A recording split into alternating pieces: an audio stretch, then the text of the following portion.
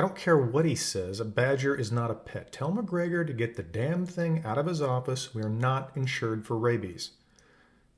No, rabies is not an act of God. Look, just sober him up. We need him in about 5 minutes. Oh, hello. Didn't see you there. Welcome to another installment of Wine O Parents. Today we have a fun little treat for you all. We are giving you all the information a tipsy person and or loving parent dare take. The target, or less aggressively perhaps, the subject of our review this day is the Chart House restaurant in Dana Point, California. The sea is the first thing you notice about Chart House. The sea stretches out vast and intimidating in front of you as you descend toward the entrance and then descend again down a spiral staircase. If you are the sort of person that has a phobia of descending, then perhaps this is not the place for you. As we all know, the three most important rules of the restaurant business are: A, location. This place is nestled on a cliff overlooking the ocean. Have you ever wanted to sample certain seafood delicacies but cannot for the life of you remember where that food came from? If this is you, then you'll be pleased to know that you cannot escape the reminder here. For example, the crew all sampled a lobster bisque, and I was able to recall that lobster does indeed live in the ocean. Had I forgotten such a bit of trivia, though I didn't, the gigantic body of water to my right would have given me a hint. Then 2, the location that invites a lovely view of the sunset. The red, orange, pink, yellow hues will be plastered in the sky above you as the G25 star we call the sun descends in an almost melting fashion in the distance. In a seascape worthy of Bob Ross himself, you will be gifted the view to make a memory that perhaps only 3 or 4 of the Chart House cocktails can take from you. And lastly, D, the location, mixing subtle breezes and sounds from the ocean. The sum of all 5 senses will be challenged here, perhaps if one is absolutely a fan of the cuisine, of course. Men, are you looking to impress that special someone in your life? If you have some event planned where you need a setting nestled within an artistic palette, then may I suggest the Chart House in Dana Point. If you are waiting to ask that important question and are looking for a favorable outcome, I would say try here. For if you cannot seal the deal here, then perhaps it was never meant to be. If that happens, then you can just order a 5th or 6th cocktail and make sure the memories are hazy from that point forward. So, on a crisp, technically spring evening, the crew and I set our sails toward the Chart House, hoping to savor some of their menu items. On a side note, be aware, if you will, that this is not a mom and pop type restaurant. If you're looking to support local business, then this is not the place. I say this not to denigrate the establishment, but just to let you know that if you want to look up their location on the interwebs, be aware that they do have a few locations across the nation. Hey, that rhymed. There's a Newport location as well, but it turns out that is a Newport Cincinnati location in Kentucky. I still don't follow the geography or the naming or the syntax of that location. Yet don't make the same mistake I did, wherein your only alternative is to admit a mistake or make a very long trip for dinner. Moving on. Overall, we'll be giving our impressions on, vibe for the parents, vibe for the kids, food menu, drinks for the parents, drinks for the kids, wine, and yes, we are aware that wine is a drink. My sponsor is like a broken record with that fact. We'll also cover neurodivergent impressions for those of you that have susceptible children to wrap it up. We'll begin with the overall vibe of the place through the lens of both parent and child. While that is a lot of hats to wear, 2, I guess, we're confident that our own Willow Case can wear them both. Oh, I didn't bring a hat. I will take this opportunity to tell you all and remind, again, our panel, that merchandise is available to purchase and support our habit via our website. We will or have put a link in the description below. While you are clicking on stuff, feel free to like and subscribe to our enterprise, not to be a supporter, but to be an enabler. Do I need to have a hat first? Tell us your overall impressions of the vibe of the restaurant for the parents. I'm sorry, I don't do impressions. My training is... Okay. Not our little bit, but still funny. The 3 most important aspects of any successful business. All right, I did that part. Skip a bit. The website is particular about mentioning the view through, and in particular that one can see for 50 miles, though I imagine that will depend on a few things. Such as? The weather and the number of drinks one has consumed before looking. They also mention there are a fair number of grey whales commuting off the coast there in the summer. However, I'm sorry to say that as of this writing, that whale is still not offered on the menu. Uh-huh. The patio is complete with numerous tables and associated heaters. There is also a great chance that if you time things correctly, you will also be privy to the numerous local patrons taking advantage of the weather, the view, but most especially the happy hour menu. We were lucky enough to be seated next to 5 close friends whom had explored the happy hour menu extensively and had lost whatever reservations they had about not complaining about anything that passed through their minds. Yeah, I remember being privy to that too. Of course, we were not as lucky as their server, who used such an occasion to grow her vast reserves of patience. Personally, I would have touched those people's food after the 20th complaint in 5 minutes. Yes, but perhaps that's why you're not a server. Well, not one anymore. We cannot speak for the action the website touts of the merrymaking that occurs during the 4th of July, as March, when I visited, isn't July, to my knowledge. Mm-hmm. Though I can only imagine seeing exploding fireworks in the sky while I finish my old-fashioned, and that would be welcome, or at least not objected to. All right, well, how about the vibe for the kids? The restaurant does offer a few conveniences for the children in your group. However, in their defense, the Chart House never presents itself as kid-friendly. There's no singing animatronic rat or incredibly gruff-looking gorilla playing the keyboard. However, there is no kids menu or colouring page or activity sheet for the children or the elderly. Still, there is an outdoor space in addition to the patio. There is a lovely green space where the kids can run, dig, so forth. We saw a very conflicted father chasing after his 1-year-old while he was no doubt making lovely memories that are beyond value. He did glance longingly at his table, upon which sat his then cold food. The presumable mother of the toddler seemed to be enjoying her food immensely. Still, memories. Priceless. The take-home point, though, is that if your kids are young enough to not have found the magic of smartphones and YouTube videos and still want to interact with the real world, they can. The green space was real grass, too, so a little danger of a little one losing balance or falling, so any injury could probably be mitigated. Also, if you or a fellow adult take advantage of the cocktail menu, you'll be assured to know that if you fall in the same space, the green grass will welcome you too. If the kids are old enough to be addicted to screens and you are all happy to indulge them, despite the condescending looks of 20-somethings without children judging you as you give the kid a phone/tablet/screen so that you can swallow your bite without having to yell, then you can. The restaurant offers its own Wi-Fi network. Yes, we were informed by a nearby tween that the Wi-Fi was zippy enough to handle numerous videos and enabled some, quote, Pokemon raids. Whatever those are. Is it a bit of a bug spray then, isn't it? Yeah. Lastly, how about the bathrooms? There was a very nice changing table for those with diapers, though as I suspect it can only support the weight of small children. Unfortunately, it was pressed rather closely to the door, so there might be a slight chance that it collides with you when you're arm deep in things that may cause you to use your hands less frequently. Well, I think we've all been there. Anything else about the bathroom? Yes, there was a small issue with the bathroom sink. Which was? I had no idea how to operate it. There was a dial bit of a handle, however it didn't seem to make any water appear. So it's like a Fisher-Price escape room type of thing? Yeah, and consequently the rest of my meal tasted rather badly of hand soap.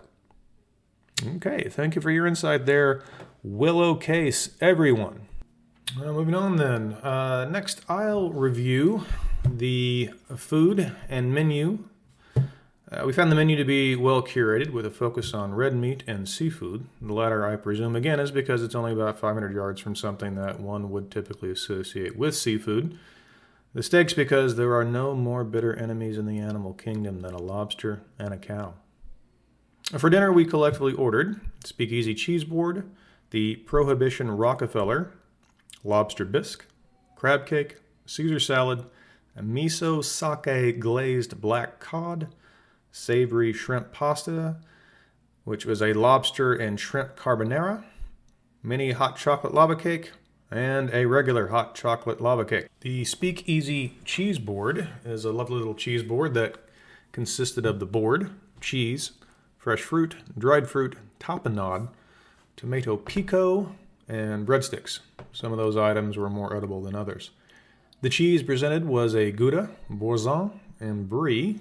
Overall, the board was a welcome entry into the meal and is a great option for little ones. The kids will then have a few options to pick at when you are first seated. Next, the Prohibition Rockefeller is a darling little appetizer. The deep-fried oysters were perfectly browned and had a nice crunch. Protein was nestled in a spinach and cheese mixture. Seasoning was perfect with the salt that brought forth the brine of the oyster. I wish I was eating one right now, to be honest. If there's someone that can invent a Rockefeller button a la Staples in their weird button thingy, please let us know in the comments. Lobster bisque, which our jackass photographer neglected to take a picture of. The bisque had two major flavors, namely lobster and excess, or cream, I suppose.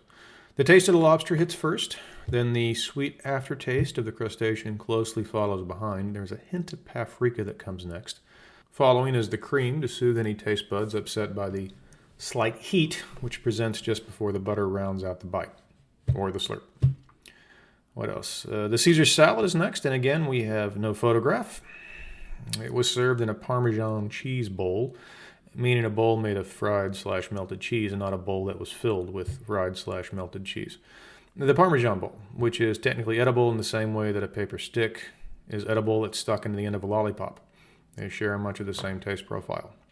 The Caesar dressing, which makes a salad a Caesar salad, is garlic-based instead of anchovy-based. So this is, in our opinion, it makes it separate and lesser than an actual Caesar salad. Despite this, though, the lettuce was crunchy enough and the dressing was applied freely enough to make it a welcome addition as well to the meal. The miso sake glazed black cod was our first taste of the restaurant's entree selection. Cod, in general, is delicate fish. It's a delicate fish, meaning that it's not salmon. The dish was delightful. Using the miso added a fullness of the bite, or umami, with an otherwise flaky fish. There were salty hints, to be sure, but were well balanced with the glaze applied to the fish. Next up was the lobster shrimp carbonara. The pasta was creamy, lovely pancetta flavor. There was a generous amount of lobster, so you were able to have some pretty much with every bite. The shrimps were large, well cooked. The tails were still on, so if you're one of those people that like to eat the entire shrimp, waste not, want not, and then will pull the tails off, keep in mind you can do that, but your hands are likely to get covered in sauce. FYI. Overall, though, delicious. We recommend it. Hot chocolate lava cake, mini or otherwise, was next. First, there seemed to be no difference in the mini or the regular size cake. I didn't have my protractor with me, but the old eye test showed them to be about the same. The mini was delivered via the combo meal, though they won't call it that. That is the chart your course meal. I'm guessing because it's the chart house. Yeah, I put that together myself. The said combo offered a starter, an entree, and a dessert, the mini lava cake, as was mentioned. Thus, if you enjoy the items in the combo, I'd recommend it as it seems to include a full-size dessert. The dessert was incredible. Full disclosure, though, I have rarely had any dessert where I regretted the taste. I cannot say the same for my enlarged waist or blood sugar levels. Stop sounding like a wee prancing girl and get on with it! Thank you. So the cake was served with a Heath bar topping and sided with a delectable vanilla ice cream. I would absolutely recommend it, and be sure to order it at the beginning of the meal, though, because it does take some extra time to prepare. Also, the restaurant is one of those places that prints the calorie count of their dishes right underneath the description. So those of you that are feeling perhaps too jubilant from the view and the drink and the food and merriment, you can be evened out with the crushing reality of your gastronomical choices. God, laddie, get on with it. I've had more fun watching a haggis boil. With that, let us move to the drinks section. As such, I would like to welcome in our resident cocktail expert, spirits expert, Big Dick McGregor. And as always, thank him for his extensive patience. Aye. The cocktail and spirits list was long and distinguished. Aye, and so is my Enough of that. We, by which I mean McGregor, sampled as many of the drinks as is legally or biologically allowed by a human being, or by the law. Lad, you may look like my grand-dead mum, but you're not her. We tried the vote for vodka, which might have been a better choice of the vote than we had last November, huh? If you're pausing for laughter, then, lad, you're gonna need bother. The Mad Avenue followed, and then we finished it up with a standard old-fashioned cocktail with Maker's Mark bourbon. Was that all of them, Big Dick? No earthly idea, my lad. I don't even recall being there. Fortunately, we took the liberty of getting your slurred verbal notes at the time of the meal. Hurrah! And aren't you the clever one? Hey. The Mad Avenue was a glass filled with a large cube of ice, in that it was the shape of a cube, and their Woodford Reserve whiskey. And that's it. I made a point of asking the barman about how to make the drink if I desired to try it at home by myself, try out my mixology skills. The bartender stared at me blankly and said, "What?" when I pressed. It turns out the Mad Avenue is not a complicated cocktail to make for those of you just starting in mixology, and really only has 2 ingredients. Big Dick, what were your thoughts on the Mad Avenue? Hey, the whiskey was delightful with a smooth finish and hints of spice, and a flutter nay faintest soupçon of toffee. I assumed you liked it then. I did notice you licking the inside of the empty glass. A few of the children seemed alarmed. Well, anything worth doing, lad. What does licking the inside of the glass do to the flavor profile of the drink? Muted the flavour a wee bitty. Naturally. And how about the vote for vodka, which is, I think, their take on a dirty vodka martini? Hey, the martini was dry with hints of vodka and olive. That was probably the vodka and the olive that they added, huh? I guess it was a martini. So no Mountain Dew, Baja Blast, or anything like that. Any hints of battery acid flavors? Nay, I didn't notice any. And lastly, the old-fashioned. Oh, lad, it was brilliant. The bourbon was lovely with a hint of spicy notes of heat and pain. The brown sugar syrup mixed rather well with the bitters into an absolute treat.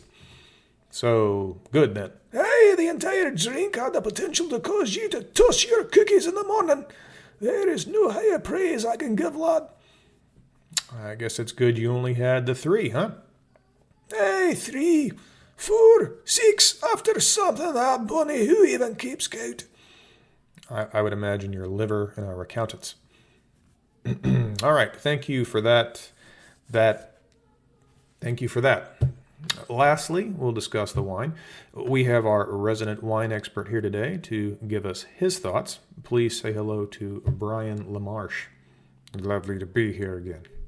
Pleasure to hear your insights into the wine.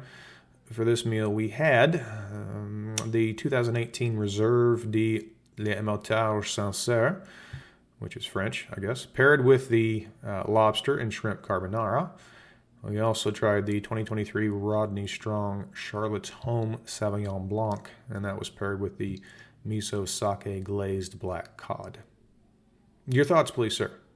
Yes, as you've correctly stated, we paired the wine with lighter seafood dishes.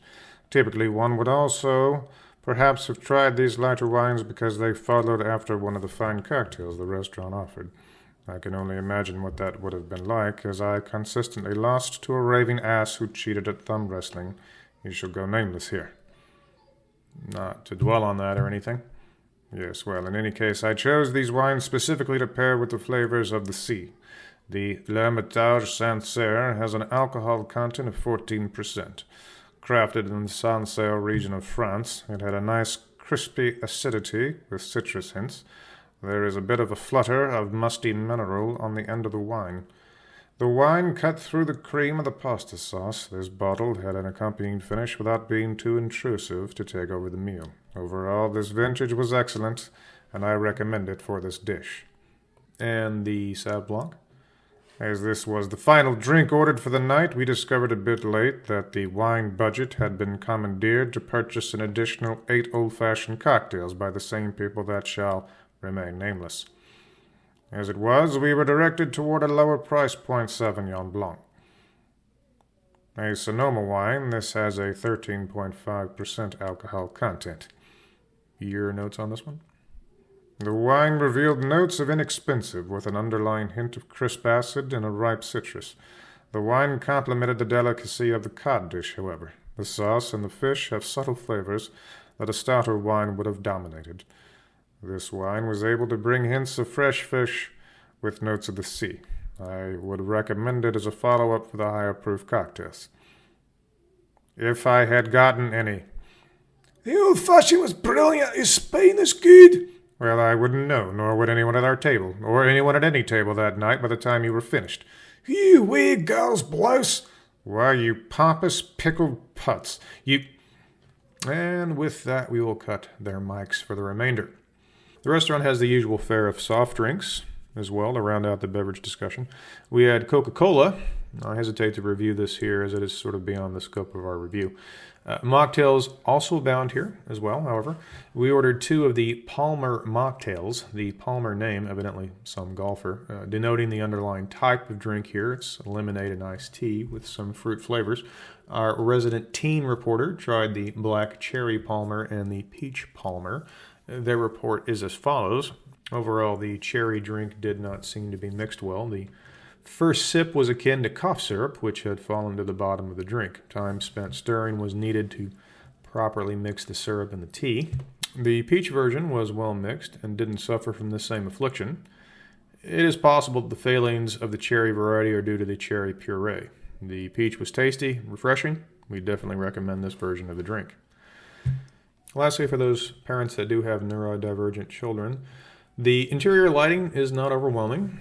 There's enough carpet inside to dampen any noise, despite some concrete walls. We didn't find it overly intrusive. The outside speakers that are on the patio are typically far away, not to be overwhelming. As such, the conversation doesn't need to be heightened. We did notice a high-pitched noise coming from one of the patio heaters. That was a bit annoying, but was an overall small issue. So, to sum up, the view is amazing. Food is stirring, enough to liven the taste buds with excellent cocktails and wines to appease any price point as you watch the sunset over the ocean.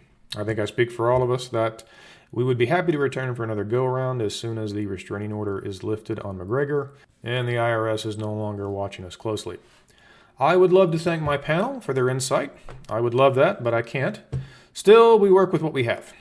Join us next time for more tips and insights and most likely spats filled with odd insults. As always, thank you for watching and we appreciate your support.